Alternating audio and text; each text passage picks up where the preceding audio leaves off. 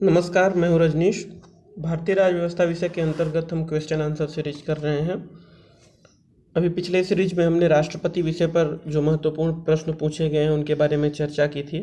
यह विषय थोड़ा बड़ा है, इसके कारण इसमें हमें 2 लेक्चर करने पड़ रहे हैं। पहले लेक्चर में हम करीब 73 प्रश्नों को कर चुके हैं। 74वें प्रश्न से शुरू करते हैं आज। 74वां प्रश्न आपके सामने है। किसी विधि के प्रश्न पर सर्वोच्च न्यायालय से परामर्श लेने का अधिकार किसको है? तो राष्ट्रपति के बारे में हम पढ़ रहे थे। राष्ट्रपति को यह अधिकार प्राप्त है कि अगर उसे किसी भी कानूनी मामले में सलाह लेना हो तो वह सर्वोच्च न्यायालय से सलाह ले सकता है, और वह सर्वोच्च न्यायालय से जो सलाह लेने की प्रक्रिया है या जो व्यवस्था है वह अनुच्छेद 143 में दी गई है। तो यहाँ पर 74वें प्रश्न का उत्तर होगा राष्ट्रपति। राष्ट्रपति सर्वोच्च न्यायालय से परामर्श लेने की शक्ति या अधिकार उसे प्राप्त है। 75वां प्रश्न है। भारतीय संविधान का कौन सा अनुच्छेद राष्ट्रपति को उच्चतम न्यायालय से परामर्श करने की शक्ति प्रदान करता है? यह उस अनुच्छेद के बारे में पूछ रहा है, तो हम पहले इस पर चर्चा कर चुके हैं। अनुच्छेद 143 है। 143 के अनुसार भारत का राष्ट्रपति सर्वोच्च न्यायालय से परामर्श लेने के लिए उसे अधिकार है। सर्वोच्च न्यायालय उसे परामर्श देने या न देने के लिए स्वतंत्र है। साथ ही राष्ट्रपति भी सर्वोच्च न्यायालय के परामर्श को मानने या न मानने के लिए स्वतंत्र है। 76वां प्रश्न है। संसद का अधिवेशन बुलाने का काम है। संसद का अधिवेशन कौन बुलाता है? सीधा सा प्रश्न यह है। संसद के अधिवेशन बुलाने का काम राष्ट्रपति का है। राष्ट्रपति संदेश भेजकर संसद के दोनों सदनों का सत्र आहूत करता है। आहूत करना मतलब बुलाना। तो 76वें प्रश्न का ऑप्शन डी होगा, राष्ट्रपति। अगले प्रश्न पर चलते हैं। राष्ट्रपति को कौन सहाय या मंत्रणा देता है? तो राष्ट्रपति को मंत्रणा कौन देता है? सहायता करने के लिए क्या है? यह अनुच्छेद 74 में बताया गया है कि राष्ट्रपति की कार्यों में सहायता के लिए एक मंत्रिपरिषद होगी और प्रधानमंत्री होगा। तो प्रधानमंत्री और उसका मंत्रिपरिषद जो है वह राष्ट्रपति को सहायता देने के लिए होते हैं। यह भारतीय संविधान में बताया गया है। 77वें प्रश्न का उत्तर होगा संघीय मंत्रिपरिषद। अगला प्रश्न है 78। भारत के राष्ट्रपति ने आर्थिक संकट की घोषणा कब की थी? तो यहाँ पर आपातकाल के बारे में पूछा गया है। संविधान में 3 तरह के आपातकाल की चर्चा की गई है। पहला राष्ट्रीय आपातकाल है, और दूसरा है प्रांतों में जो संवैधानिक तंत्र की विफलता पर लागू किया जाता है यानी राष्ट्रपति शासन, और तीसरा है वित्तीय आपातकाल। तो भारत में पहले और दूसरे प्रकार के आपातकाल की घोषणा की जा चुकी है, जबकि वित्तीय आपातकाल की घोषणा कभी नहीं की गई है। इसलिए 78वें प्रश्न का सही उत्तर होगा कभी नहीं। इसके पहले जो 75, 71 और 1962 की बात है, 1975 में, 1962 में, 1971 में, तो यह राष्ट्रीय काल की चर्चा है। उसमें वित्तीय आपातकाल घोषित नहीं किया गया था। अगला प्रश्न है 79। विदेशों को भेजे जाने वाले विभिन्न संसदीय प्रतिनिधि मंडलों के लिए व्यक्तियों का नामांकन निम्नलिखित में से कौन करता है? तो यह राष्ट्रपति के पद के अंतर्गत यह बताया गया है कि वह विदेशों में भेजे जाने वाले राजदूतों की नियुक्ति करेगा, और विदेशों से जो राजदूत आते हैं उनकी मतलब यहाँ भारत में नियुक्त होते हैं, उनको भी वह एक तरह से उनके नियुक्ति पत्र या उनके आगमन को ग्रहण करेगा। तो यह जो विदेशी संबंध संबंधी जो कार्य हैं वह कार्य राष्ट्रपति करता है, राष्ट्रपति के नाम से ही किए जाते हैं। तो 79वें प्रश्न का सही उत्तर होगा राष्ट्रपति। अगला प्रश्न है 80 प्रश्न क्रमांक 80 इस बारे में है कि भारत में निम्नलिखित में से किस मुख्य न्यायाधीश को कुछ समय तक भारत के राष्ट्रपति के रूप में कार्य करना पड़ा था? तो वो राष्ट्रपति मोहम्मद हिदायतुल्लाह थे। मोहम्मद हिदायतुल्लाह ने राष्ट्रपति और उपराष्ट्रपति दोनों के पद खाली हो जाने पर राष्ट्रपति पद का पदभार संभाला था।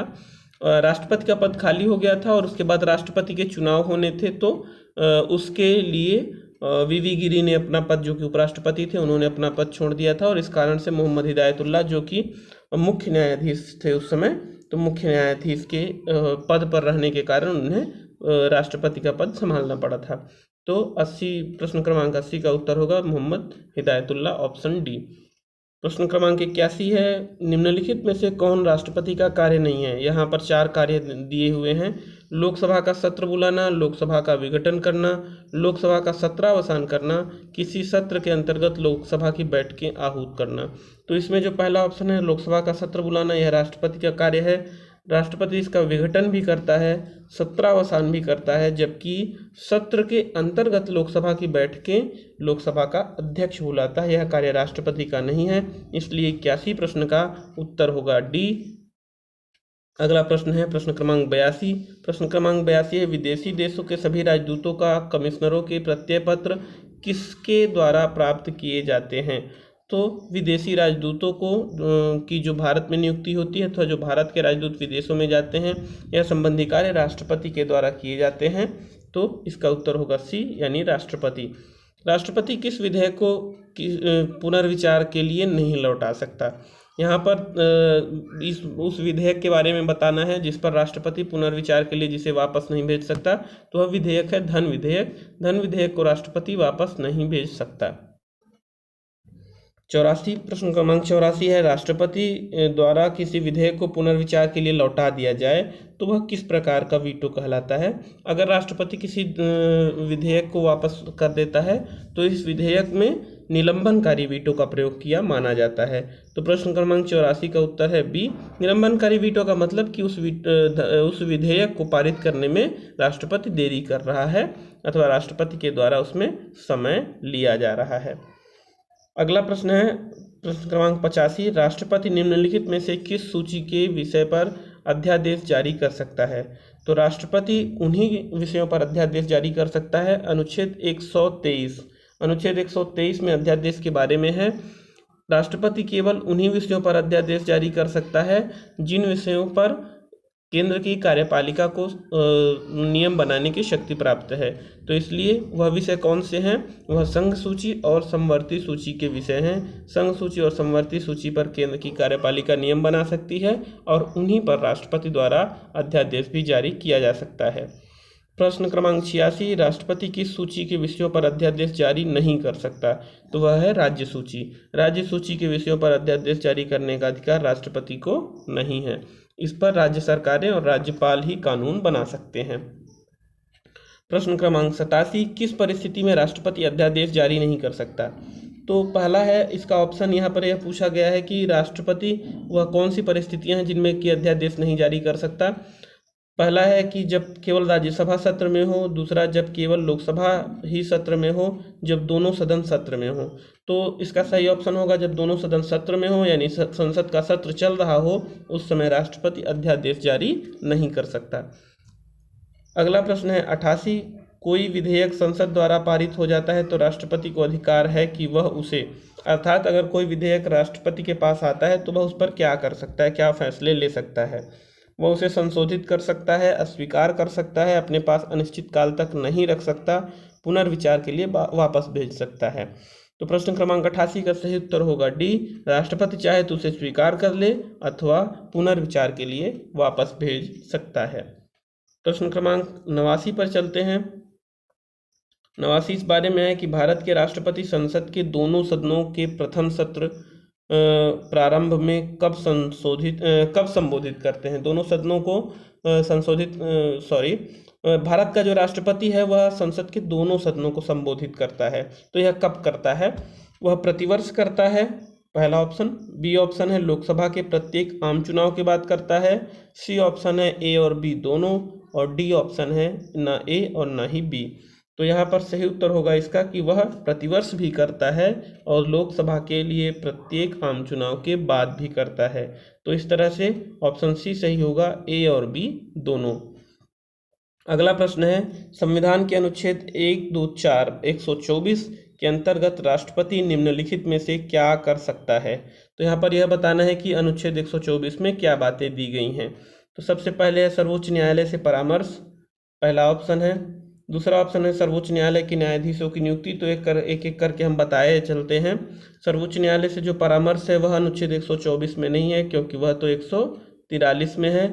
सर्वोच्च न्यायालय के न्यायाधीशों की नियुक्ति यह अनुच्छेद 124 में है। और उसके बाद है उच्च न्यायालय के न्यायाधीशों की नियुक्ति, तो यह 216-17 में दिया हुआ है, 16 में और 17 में। इसके बाद आता है नियंत्रक महालेखा परीक्षक की नियुक्ति, तो यह अनुच्छेद 148 में दिया हुआ है। इस तरह से सही ऑप्शन होगा बी, सर्वोच्च न्यायालय के न्यायाधीशों की नियुक्ति। प्रश्न क्रमांक 91, किसी मृत्युदंड पाए अपराधी को क्षमादान करने की शक्ति निम्नलिखित में से किसको प्राप्त है? तो राष्ट्रपति ही ऐसा है जो कि किसी व्यक्ति को जिसे मृत्युदंड मिला हो उसे क्षमा कर सकता है। राष्ट्रपति की शक्तियां राज्यपाल की शक्तियों से अलग हैं और ज़्यादा बृहद स्तर पर हैं, क्योंकि मृत्युदंड के अपराधी को राज्यपाल क्षमा नहीं कर सकता जबकि राष्ट्रपति कर सकता है। इस तरह से राज्यपाल की अपेक्षा राष्ट्रपति की क्षमादान की शक्तियां बृहद हैं। राज्यपाल को भी ऐसी शक्तियां प्राप्त हैं, किंतु वह सामान्य कानून या सामान्य अपराधियों के लिए हैं। प्रश्न क्रमांक 92, अप्रत्याशित व्ययों की पूर्ति के लिए निम्नलिखित में से कौन भारत की आकस्मिक निधि से धन निकाल सकता है? भारत की जो आकस्मिक निधि है उसे अगर अचानक आवश्यकता पड़ जाए तो सरकार के लिए धन निकासी का कार्य राष्ट्रपति करता है। राष्ट्रपति के हस्ताक्षर से ही आकस्मिक निधि से धन निकाला जा सकता है। प्रश्न क्रमांक 93 है, निम्नलिखित में से कौन सा अधिकार भारत के राष्ट्रपति को प्राप्त नहीं है? तो यहाँ पर चारों ऑप्शन पढ़ते हैं। उच्चतम न्यायालय तथा उच्च न्यायालय के न्यायाधीशों की नियुक्ति, यह अधिकार भारत के राष्ट्रपति को है। उच्चतम न्यायालय तथा उच्च न्यायालय के अधिकारों को हस्तगत करने का, तो जो उच्च न्यायालय और उच्चतम न्यायालय हैं इनके अधिकारों को कोई भी व्यक्ति हस्तगत नहीं कर सकता, यह स्वतंत्र हैं और इनके अधिकारों पर हस्तक्षेप नहीं किया जा सकता। तो 93 का सही ऑप्शन बी ही होगा, यही अधिकार भारत के राष्ट्रपति को नहीं प्राप्त है। अगले प्रश्न पर चलते हैं। प्रश्न क्रमांक 94, किन परिस्थितियों में राष्ट्रपति संसद का संयुक्त अधिवेशन बुलाता है? राष्ट्रपति संसद का संयुक्त अधिवेशन तभी बुलाता है जब कोई साधारण विधेयक, ध्यान से समझिएगा, जब कोई साधारण विधेयक एक सदन में पारित हो गया हो किंतु दूसरे सदन में पारित न हो रहा हो, या तो दूसरा सदन उसे अस्वीकार कर दे अथवा उसमें जो संशोधन करे उसे पहला सदन स्वीकार ना करे। ऐसी स्थिति में राष्ट्रपति संयुक्त अधिवेशन बुलाता है और संयुक्त अधिवेशन में दोनों सदनों के सदस्य उपस्थित होते हैं। लोकसभा अध्यक्ष उसकी अध्यक्षता करता है और विधेयक को पारित किया जाता है। यह केवल साधारण विधेयक के बारे में है। तो ऑप्शन यहाँ पर पढ़ लेते हैं कि एक सदन द्वारा विधेयक में प्रस्तावित संशोधन दूसरे सदन द्वारा स्वीकार न किया जाए, ऐसी स्थिति में ही हो सकता है, यानी ऑप्शन बी। प्रश्न क्रमांक 95 है, किसी संस्तुति के आधार पर भारत का राष्ट्रपति भारत की आकस्मिक निधि से धन व्यय कर सकता है? तो राष्ट्रपति किसी संस्तुति के आधार पर भारत का राष्ट्रपति आकस्मिक निधि से, उसे किसी भी तरह की संस्तुति की आवश्यकता नहीं होती, वो अपने हस्ताक्षर से आकस्मिक निधि से धन निकाल सकता है। ऐसा तभी होता है जब लोकसभा और संसद का सत्र न चल रहा हो, तब राष्ट्रपति के पास यह शक्तियां हैं कि वह आकस्मिक निधि से धन निकाल सकता है।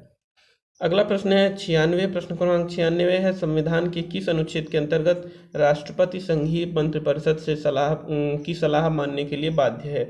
तो संघीय मंत्रिपरिषद की सलाह मानने के लिए जो बाध्य है, यह व्यवस्था की गई है अनुच्छेद 74 में। यह कहा गया है कि राष्ट्रपति की कार्य के लिए, राष्ट्रपति की सहायता के लिए प्रधानमंत्री और उसका मंत्रिपरिषद होगा, राष्ट्रपति उनकी सलाह से कार्य करेगा। तो इस तरह से अनुच्छेद 76 96 प्रश्न का ऑप्शन ए सही होगा। प्रश्न क्रमांक 97, युद्ध अथवा भारत पर आक्रमण होने की स्थिति में कौन अंतिम रूप से आक्रमणकारी के विरुद्ध युद्ध की घोषणा करता है? तो यह घोषणा राष्ट्रपति के द्वारा की जाती है, क्योंकि वह तीनों सेनाओं का प्रधान सेनापति होता है। प्रश्न क्रमांक 98, भारत के राष्ट्रपति का यह कर्तव्य है कि वह इन सिफारिशों, इन प्रतिवेदनों को संसद के पटल पर रखवाए। चार ऑप्शन है, चार में से कौन कौन को वह रखवाता है? तो पहला है संघ वित्त आयोग की सिफारिशों को, तो यह राष्ट्रपति का कर्तव्य है कि वह वित्त आयोग की सिफारिशों को रखवाए, यानी पहला ऑप्शन सही है। लोक लेखा समिति के प्रतिवेदन को राष्ट्रपति संसद के पटल पर नहीं रखवाता है। नियंत्रक एवं महालेखा परीक्षक की रिपोर्ट, अनुसूचित जाति आयोग के प्रतिवेदन, दोनों को वह संसद के पटल पर रखवाता है। और इस तरह से ऑप्शन सी यानी 1, 3 और 4 सही होंगे। प्रश्न क्रमांक 99, निम्नलिखित में से किसके द्वारा भंग की जाती है? लोकसभा निम्नलिखित में से किसके द्वारा भंग की जाती है? तो लोकसभा को भंग करने का अधिकार राष्ट्रपति को है। राष्ट्रपति को प्रधानमंत्री परामर्श देता है, तब लोकसभा भंग की जा सकती है। समय के पूर्व लोकसभा भंग करने का यही उपाय है। प्रधानमंत्री की परामर्श से राष्ट्रपति द्वारा लोकसभा को भंग किया जाता है, यानी ऑप्शन बी। प्रश्न क्रमांक 100, राष्ट्रपति निम्नलिखित में से किन परिस्थितियों में आपातकाल की घोषणा कर सकता है? अगर प्रधानमंत्री और उसका मंत्रिमंडल लिखित रूप से राष्ट्रपति को यह परामर्श दे कि आपातकाल की स्थिति निर्मित हो गई है, तब की स्थिति में राष्ट्रपति आपातकाल घोषित कर सकता है। यह बाद में संशोधन करके 44वें संशोधन द्वारा जोड़ा गया है। पहले लिखित परामर्श जैसी कोई स्थिति नहीं थी। तो इस तरह से प्रश्न क्रमांक 100 का ऑप्शन होगा बी। पहले मौखिक परामर्श पर भी यह कार्य हो सकता था, लेकिन 44वें संशोधन के द्वारा यह व्यवस्था की गई कि लिखित परामर्श, प्रधानमंत्री और मंत्रिपरिषद के लिखित परामर्श पर ही आपातकाल की घोषणा की जाएगी। प्रश्न क्रमांक 101, भारतीय संविधान का निम्नलिखित में से कौन सा अनुच्छेद भारत के राष्ट्रपति के अध्यादेश जारी करने की शक्ति प्रदान करता है? तो राष्ट्रपति को अध्यादेश जारी करने की शक्ति प्राप्त होती है अनुच्छेद 123 से। अनुच्छेद 123 इस बारे में है कि अगर संसद का सत्र न चल रहा हो और किसी कानून की आवश्यकता हो तो राष्ट्रपति कानून के लिए अध्यादेश जारी कर सकता है, ऑर्डिनेंस पास कर सकता है। प्रश्न क्रमांक 102, राष्ट्रपति किस स्थिति में अध्यादेश जारी कर सकता है? वह स्थिति है जब संसद का अधिवेशन न चल रहा हो, यानी 102 प्रश्न क्रमांक का सही उत्तर होगा सी। अगला प्रश्न है, राष्ट्रपति द्वारा जारी एक अध्यादेश संसद के सत्र शुरू होने के बाद कितने समय तक रखा जाता है? अध्यादेश तब तक रहता है जब तक संसद उसे पास न कर दे, लेकिन अगर संसद उसे पास नहीं करती तो 6 सप्ताह यानी 1.5 महीने बाद वह स्वयं ही समाप्त हो जाता है। 103 प्रश्न क्रमांक 103 का सही उत्तर होगा बी, 6 सप्ताह। अगला प्रश्न है 104, राष्ट्रपति अपनी क्षमादान की शक्ति का प्रयोग निम्नलिखित में से किस प्रकार के दंड के मामले में करता है? तो राष्ट्रपति की जो क्षमादान की शक्ति है वह बहुत ही बृहत है।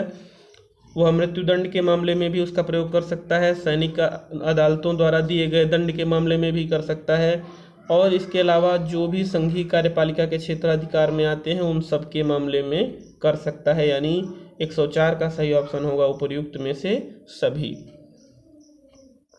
प्रश्न क्रमांक 105, भारत के राष्ट्रपति के पास कौन सी वीटो की शक्ति है? वह पूर्ण निषेध भी कर सकता है, किसी विधेयक को निलंबित भी कर सकता है, अथवा पॉकेट वीटो भी ले सकता है। पॉकेट वीटो का मतलब होता है कि वह उस पर कोई निर्णय न ले, उसे अपने जेब में रख ले और भूल जाए। तो ऐसे वीटो से भी वह विधेयक रुका रह जाएगा और पास नहीं होगा। यह ऐसा साधारण विधेयकों के संदर्भ में है, धन विधेयकों के संदर्भ में नहीं है। क्यों? क्योंकि धन विधेयक तो राष्ट्रपति की अनुमति से ही सदन के समक्ष प्रस्तुत किए जाते हैं। तो इसलिए 105 का सही उत्तर होगा उपर्युक्त सभी। इन तीनों प्रकार की शक्तियों को भारत का राष्ट्रपति प्रयोग करता है। प्रश्न क्रमांक 106, भारत के राष्ट्रपति ने जिस एकमात्र मामले में वीटो शक्ति का प्रयोग किया था वह है भारतीय डाकघर संशोधन अधिनियम। इसे पारित करने में भारतीय राष्ट्रपति ने वीटो शक्ति का प्रयोग किया था। राष्ट्रपति को लोकसभा, प्रश्न क्रमांक 107, राष्ट्रपति को लोकसभा में किन 2 सदस्यों को मनोनीत करने का अधिकार है? तो वह लोकसभा में 2 एंग्लो इंडियन सदस्यों को मनोनीत करता है और राज्यसभा में 12 ऐसे सदस्यों को मनोनीत करता है जो साहित्य, कला, विज्ञान, समाज सेवा इत्यादि के क्षेत्र में अग्रणी कार्य करने वाले अनुभवी लोग हैं। तो प्रश्न क्रमांक 107 का उत्तर है 2 एंग्लो इंडियन लोग, जिन्हें वह लोकसभा में मनोनीत करता है। प्रश्न क्रमांक 108, राष्ट्रपति और उपराष्ट्रपति की अनुपस्थिति में कौन कार्यभार ग्रहण करेगा? तो राष्ट्रपति और उपराष्ट्रपति जब दोनों अनुपस्थित हों तो सर्वोच्च न्यायालय के मुख्य न्यायाधीश द्वारा कार्यभार ग्रहण किया जाता है। लोकसभा द्वारा पारित विधेयक यदि राष्ट्रपति लोकसभा को पुनर्विचार के लिए लौटा दे और लोकसभा उसे पूर्ववत पास करके राष्ट्रपति के पास भेज दे, तब क्या ऑप्शन बचता है? तब यह ऑप्शन बचता है कि राष्ट्रपति उस पर अनुमति दे देता है। अगर एक बार पुनर्विचार के लिए भेज चुका है और पुनः से लोकसभा से वह पारित होकर आ गया है तो राष्ट्रपति उस पर अनुमति दे देता है। प्रश्न क्रमांक 110, अध्यादेश जारी करने का अधिकार राष्ट्रपति का कैसा अधिकार है? तो अध्यादेश जारी करके राष्ट्रपति एक कानून बनाता है, विधि का निर्माण करता है, इसलिए यह राष्ट्रपति का विधायी अधिकार है। प्रश्न क्रमांक 111, निम्नलिखित में से किसकी नियुक्ति राष्ट्रपति के द्वारा की जाती है? तो वित्त आयोग के अध्यक्ष की नियुक्ति राष्ट्रपति द्वारा की जाती है और संघ राज्य, यहाँ पर 3 ऑप्शन हैं, वित्त आयोग का अध्यक्ष, योजना आयोग का उपाध्यक्ष और संघ राज्य के क्षेत्र का मुख्यमंत्री। तो वित्त आयोग की नियुक्ति तो वह करता है, किंतु योजना आयोग के उपाध्यक्ष और संघ राज्य क्षेत्र के मुख्यमंत्री की नियुक्ति राष्ट्रपति नहीं करता। मुख्यमंत्री की नियुक्ति जनता के द्वारा चुनाव से होती है और जो पार्टी विजयी होती है उसका मुख्यमंत्री बनता है। तो इस तरह से प्रश्न क्रमांक 111 का सही उत्तर होगा केवल एक ऑप्शन सही है।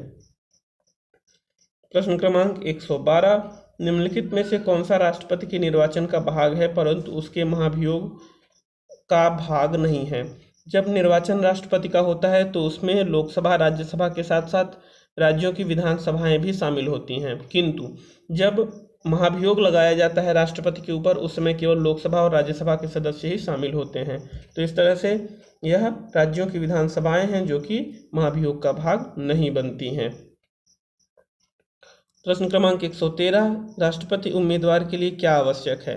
तो वह 35 वर्ष की आयु का हो, यह आवश्यक है। सांसद चुने जाने की योग्यता रखता हो, यह भी आवश्यक है। देश का नागरिक हो, यह भी आवश्यक है, किंतु उसकी पढ़ाई लिखाई शिक्षा या उसकी डिग्री के संबंध में कोई उल्लेख नहीं है, इसलिए राष्ट्रपति का पढ़ा लिखा होना आवश्यक नहीं है। हालांकि ऐसा हुआ नहीं है, कोई भी राष्ट्रपति भारत का अभी तक ऐसा बना नहीं है जो कि अनपढ़ रहा हो। प्रश्न क्रमांक 114, राष्ट्रपति के निर्वाचन में राज्य का मुख्यमंत्री मतदान के लिए पात्र नहीं होता। यहाँ पर प्रश्न यह है कि राष्ट्रपति के निर्वाचन में राज्य का मुख्यमंत्री मतदान नहीं कर सकेगा। वह कौन सी स्थिति है जबकि राज्य का मुख्यमंत्री मतदान नहीं करेगा? अगर कोई किसी राज्य का मुख्यमंत्री उच्च सदन यानी विधान परिषद से चुना गया है, वह विधानसभा का सदस्य नहीं है, तो वह राष्ट्रपति के चुनाव में भाग नहीं लेगा। इस तरह से प्रश्न क्रमांक 114 का उत्तर होगा यह वह राज्य विधानमंडल में उच्च सदन का सदस्य हो, यानी ऑप्शन सी। प्रश्न क्रमांक 115, भारत के राष्ट्रपति के संबंध में कौन से कथन सही हैं? पहला कथन है राष्ट्रपति को विशेष मामलों में किसी अपराधी को क्षमादान की शक्ति है, तो यह कथन तो सही है। राष्ट्रपति अध्यादेश प्रख्यापित तब भी कर सकता है जब संसद सत्र में हो। जब संसद सत्र में होगा तो राष्ट्रपति किसी तरह का अध्यादेश जारी नहीं कर सकता। दूसरा ऑप्शन गलत है। तीसरा ऑप्शन है आपातकाल के दौरान राष्ट्रपति राज्यसभा को भंग कर सकता है, यह भी गलत है क्योंकि राज्यसभा कभी भंग नहीं की जा सकती। चौथा ऑप्शन है राष्ट्रपति को आंग्ल भारतीय समुदाय में से 2 सदस्य लोकसभा में नामित करने की शक्ति है, तो यह ऑप्शन सही है, यानी पहला और चौथा ऑप्शन सही है। अगले प्रश्न पर चलते हैं। प्रश्न क्रमांक 116, भारत एक गणतंत्र है, इसका क्या अर्थ है? गणतंत्र का सीधा सा अर्थ है कि जो राज्य का प्रधान होगा वह चुना हुआ व्यक्ति होगा, वह वंशानुगत नहीं होगा। यानी प्रश्न क्रमांक 116 का सही उत्तर होगा भारत में वंशानुगत शासन नहीं है, यह गणतंत्र। इसीलिए भारत गणतंत्र है और लोकतंत्र भी है, जबकि इंग्लैंड गणतंत्र नहीं है पर लोकतंत्र है। इंग्लैंड में लोकतंत्र के साथ साथ राजतंत्र है, संवैधानिक राजतंत्र है। भारत में लोकतंत्र के साथ साथ गणतंत्र है। प्रश्न क्रमांक 117, भारत में राष्ट्रपति चुना जाता है किसके द्वारा? तो यह एक निर्वाचक मंडल द्वारा चुना जाता है जिसमें संसद के सदस्य और विधानसभाओं के सदस्य होते हैं। 117 का ऑप्शन होगा डी। अगला प्रश्न है 118, भारत में राष्ट्रपति के चुनाव के लिए चुनाव मंडल या निर्वाचक मंडल के सदस्य कौन कौन होते हैं? तो लोकसभा के चुने हुए प्रतिनिधि उसके सदस्य होते हैं। इसके बाद राज्यसभा के चुने हुए सदस्य उसके सदस्य होते हैं और विधानसभाओं के चुने हुए सदस्य भी होते हैं, जबकि विधान परिषद के चुने सदस्य नहीं होते। इस तरह से प्रश्न क्रमांक 118 का उत्तर होगा 1, 2 और 3, ऑप्शन सी। प्रश्न क्रमांक 119, राष्ट्रपति के चुनाव में विवाद होने की स्थिति में किससे सलाह ली जाती है? तो वैसे राष्ट्रपति के चुनाव में जो भी विवाद की स्थिति उत्पन्न होती है तो वह सर्वोच्च न्यायालय के अंतर्गत होती है। सर्वोच्च न्यायालय उसमें विवाद को सुलझाने का कार्य करता है, अन्य न्यायालयों में वह विवाद नहीं ले जाया जाता। अगला प्रश्न है राष्ट्रपति को भत्ते के अलावा प्रतिमाह कितना वेतन मिलता है? तो यह पुराना आंकड़ा है, उस समय 1.5 लाख रुपए मिलते थे भारत के राष्ट्रपति को, अभी 5 लाख रुपए भारत के राष्ट्रपति को मिल रहे हैं। भारत के राष्ट्रपति का जो प्रतिमाह का वेतन है 5 लाख रुपए है। अगला प्रश्न है प्रश्न क्रमांक 121, नामांकन के समय राष्ट्रपति पद के उम्मीदवार को जमानत के तौर पर कितना रुपया जमा करना पड़ता है? तो उस समय 15,000 रुपये जमा करने पड़ते थे, अभी शायद 25,000 रुपये हो गए हैं। प्रश्न क्रमांक 122, राष्ट्रपति को पेंशन के रूप में कितना रुपया मिलता है? तो जब 5 लाख रुपए उसे महीने का वेतन मिलता है तो 2.5 लाख रुपए उसे महीने का पेंशन मिलता है। यह तीनों प्रश्न जो कि पहले के समय में पूछे गए थे, इसलिए इनके जो ऑप्शन है वह सही नहीं हो रहे हैं, इसलिए मैं इनका सीधे उत्तर बता दे रहा हूँ कि 2.5 लाख रुपए उसे मासिक पेंशन प्राप्त होता है। प्रश्न क्रमांक 123, भारत का राष्ट्रपति किसका अभिन्न अंग है? तो भारत का राष्ट्रपति संसद का अभिन्न अंग है। यह पहले ही जब हम संसद का चैप्टर कर रहे थे उसी समय हमने पढ़ा था कि राष्ट्रपति, लोकसभा और राज्यसभा इन तीनों से मिलकर संसद का निर्माण होता है। प्रश्न क्रमांक 124 पर चलते हैं। 124 आपके सामने है। एक विधेयक जो संसद में प्रस्तुत किया जाता है, कौन सी प्रक्रिया के बाद अधिनियम बनता है? जब उसे दोनों सदनों द्वारा पारित कर दिया जाए और वह राष्ट्रपति अपनी सहमति दे दे उस पर, तब वह अधिनियम बन जाता है। तो संसद के दोनों सदनों द्वारा पारित हो और राष्ट्रपति अपनी सहमति दे दे, तब की स्थिति में वह अधिनियम बन जाता है। प्रश्न क्रमांक 125, जब राष्ट्रपति एवं उपराष्ट्रपति का पद खाली हो तो भारत के राष्ट्रपति के पद पर कौन होता है? जब राष्ट्रपति और उपराष्ट्रपति दोनों का पद खाली हो तब सर्वोच्च न्यायालय का मुख्य न्यायाधीश जो है वह राष्ट्रपति के पद को धारण करता है। प्रश्न क्रमांक 126, निम्नलिखित राष्ट्रपतियों में से कौन एक कुछ समय के लिए गुटनिरपेक्ष आंदोलन के महासचिव भी थे? तो यह भारत के राष्ट्रपति ज्ञानी जैल सिंह थे। ज्ञानी जैल सिंह को गुटनिरपेक्ष आंदोलन का महासचिव भी बनाया गया था। प्रश्न क्रमांक 127, 2 अवधि के लिए भारत के राष्ट्रपति कौन बने हैं? तो 2 अवधि के लिए डॉक्टर राजेंद्र प्रसाद भी बने हैं और डॉक्टर राधाकृष्णन भी बने हैं। अगले प्रश्न पर चलते हैं। 128, भारत के राष्ट्रपति के निर्वाचन से संबंधित निम्न कथनों में से सही कथन का चुनाव करना है। 35 वर्ष की आयु के ऊपर कोई व्यक्ति भारत के राष्ट्रपति के रूप में निर्वाचन का पात्र है, तो पहला कथन सही है। भारत का राष्ट्रपति एक से अधिक अवधि के लिए पुनः निर्वाचन का पात्र है, यह कथन भी सही है। और तीसरा है, कोई व्यक्ति यदि लाभ का पद धारण करता है तो राष्ट्रपति के लिए निर्वाचन का पात्र नहीं है, यह भी सही है। तो इस तरह से 1, 2, 3 तीनों ऑप्शन सही हैं। प्रश्न क्रमांक 129, लाभ के पद का निर्णय कौन करेगा?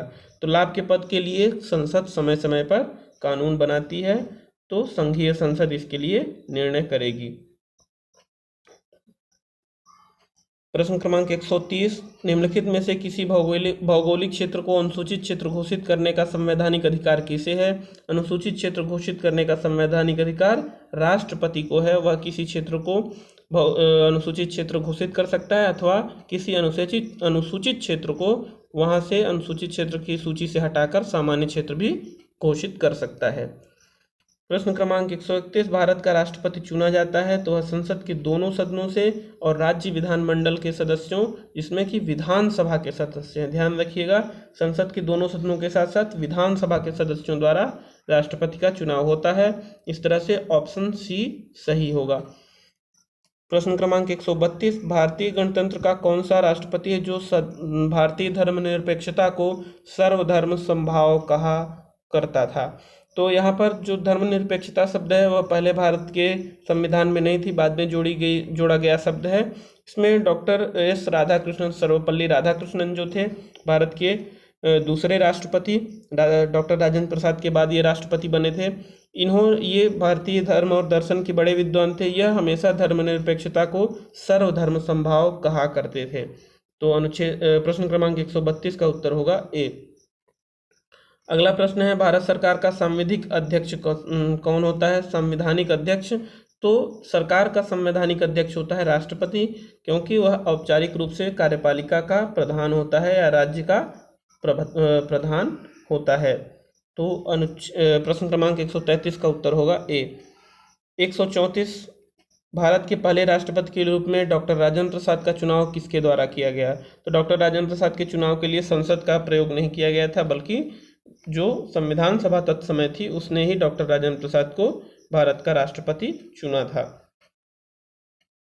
प्रश्न क्रमांक 135 पर आते हैं। यदि भारतीय उपराष्ट्रपति अपना पद त्याग करने का निर्णय लेते हैं तो अपना त्यागपत्र किसे सौंपेंगे? तो उपराष्ट्रपति अपना त्यागपत्र राष्ट्रपति को देता है, राष्ट्रपति अपना त्यागपत्र उपराष्ट्रपति को देता है। तो इस तरह से 135 का उत्तर होगा भारत के राष्ट्रपति को, यानी ऑप्शन डी। भारत के प्रथम राष्ट्रपति कौन थे? यह सामान्य सा प्रश्न है लेकिन पूछा कई बार जा चुका है। डॉक्टर राजेंद्र प्रसाद पहले राष्ट्रपति थे। भारत के राष्ट्रपति निर्वाचित होने की न्यूनतम आयु सीमा क्या है? तो यह है 35 वर्ष। प्रश्न क्रमांक 138, भारत के राष्ट्रपति अनुपातिक प्रतिनिधित्व के अनुसार एकल संक्रमणीय मत द्वारा निर्वाचित होता है। तो इसका क्या मतलब हुआ? तो ये जो एकल संक्रमणीय मत होता है और अनुपातिक प्रतिनिधित्व का है, इसका मतलब कि प्रत्येक व्यक्ति जो भी उसमें वोट करेगा उसका वोट बराबर होगा उसके अनुपात में कि वह कितनी जनसंख्या का प्रतिनिधित्व कर रहा है। तो सही ऑप्शन होगा सभी संसद सदस्य एवं राज्य के विधानसभा सदस्यों के मतों की संख्या बराबर है। सही ऑप्शन इसमें से चारों ऑप्शन पढ़ लेते हैं। निर्वाचित सदस्य संसद सदस्यों और राज्य के विधानसभा सदस्यों के मतों की संख्या भिन्न भिन्न होती है, ऑप्शन नहीं होगा। दूसरा ऑप्शन है सभी संसद सदस्यों और राज्य के विधानसभा सदस्यों में से प्रत्येक का मत एक है। तो इस तरह से 38वें प्रश्न का सही ऑप्शन होगा बी। प्रश्न क्रमांक 39, भारत के राष्ट्रपति पर महाभियोग लगाने का अधिकार किसे है? तो राष्ट्रपति को संसद के द्वारा महाभियोग लगाया जा सकता है, संसद के दोनों सदनों को यह अधिकार प्राप्त है। प्रश्न क्रमांक 140, भारत के राष्ट्रपति राज्यसभा में कितने सदस्यों को मनोनीत कर सकते हैं? तो राज्यसभा में 12 सदस्यों को मनोनीत किया जाता है। संविधान के अनुसार निम्नलिखित में से क्या शब्दशः भारत के राष्ट्रपति की शक्ति नहीं है? तो इनमें से चारों चीजें जो दी गई हैं उन्हें पढ़ते हैं। अध्यादेश का प्रख्यापन यह राष्ट्रपति का अधिकार है, शक्ति के अंतर्गत आता है। उच्चतम न्यायालय से परामर्श करना यह राष्ट्रपति का कार्य तो है लेकिन इसे शक्ति की तरह नहीं ले सकते। संसद के सदनों को संदेश भेजना और क्षमादान करना। तो इस तरह से यह जो चारों है चारों राष्ट्रपति के कार्य ही हैं, किंतु इनमें से शक्तियों के अंतर्गत किसे रखा जाएगा?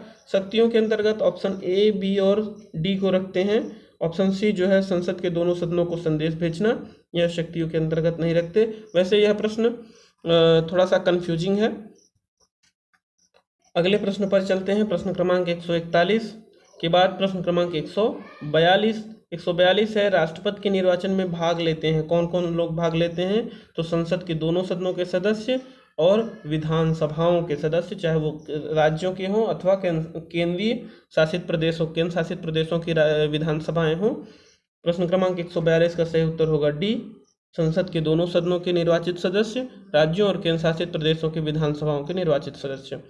प्रश्न क्रमांक 143 है राष्ट्रपति लोकसभा का विघटन कर सकते हैं, वह प्रधानमंत्री की सलाह पर लोकसभा का विघटन कर सकते हैं। प्रश्न क्रमांक 144, युद्ध एवं शांति की घोषणा कौन करता है? तो वह राष्ट्रपति के द्वारा युद्ध और शांति की घोषणा की जाती है। एक ही व्यक्ति को कितनी बार भारत का राष्ट्रपति बनाया जा सकता है? एक ही व्यक्ति को कई बार, इसके लिए कोई नियत संख्या निर्धारित नहीं की गई है। प्रश्न क्रमांक 146, निम्नलिखित में से इनमें से किसने भारतीय गणतंत्र के 12वें राष्ट्रपति के रूप में कार्य किया? तो 12वें राष्ट्रपति के रूप में प्रतिभा देवी सिंह पाटिल राष्ट्रपति बनाई गई थी। प्रश्न क्रमांक 147, कौन भारत के राष्ट्रपति के चुनाव में भाग नहीं लेता? तो यह राज्यसभा में के सदस्य भाग लेते हैं, लोकसभा के सदस्य भी भाग लेते हैं, विधानसभाओं के भी सदस्य भाग लेते हैं, किंतु विधान परिषदों के सदस्य भाग नहीं लेते। इस तरह से 147 का ऑप्शन डी सही होगा। अगला प्रश्न है 148, इन राष्ट्रपतियों का नाम दिया हुआ है, राष्ट्रपति के नाम के हिसाब से उनका क्रम बताना है।